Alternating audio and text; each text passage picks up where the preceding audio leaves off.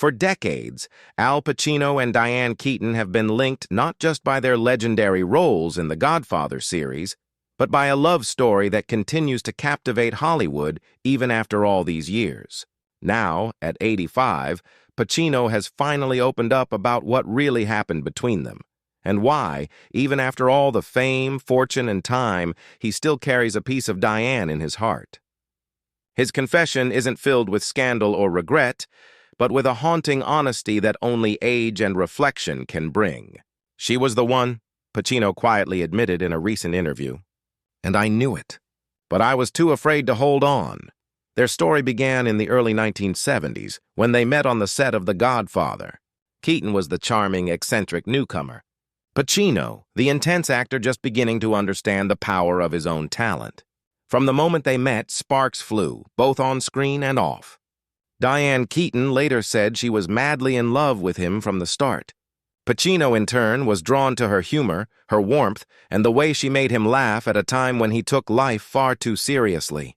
But as fame exploded around them, their relationship became tangled in ambition, distance, and fear. Pacino's career consumed him, and his emotional walls grew higher. Behind the camera, their love was real but fragile. Keaton longed for stability, while Pacino wrestled with the idea of commitment. He often disappeared into his work, shutting out the world, including her. Diane once gave him an ultimatum: "Marry me or it's over."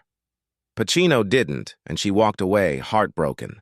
Years later, he confessed that losing her was one of the biggest mistakes of his life. "I thought I had all the time in the world," he said, "but time doesn't wait for anyone."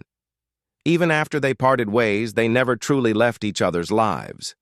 They remained close friends, often reconnecting on red carpets and private calls.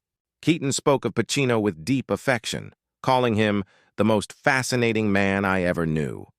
And Pacino, despite his guarded nature, never denied the bond they shared. "We had our own language," he once said. "No matter how much time passes, when I see her, it's like no time has passed at all." As the years rolled on, both found their own paths. Diane never married, saying that Pacino was the love she could never forget. Pacino, too, became a father and built a life filled with art.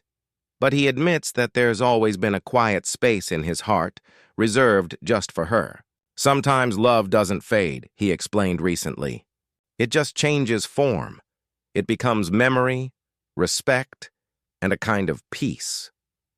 Now, at 85, as Pacino looks back on his extraordinary life, he speaks about Keaton not with sadness, but with gratitude. "She taught me how to feel," he said softly. "I was this young guy who only knew how to act tough. She saw through it. She saw me." His words reveal a tenderness that fame could never erase, a reminder that behind the legend is a man who once lost something precious because he wasn't ready to hold it.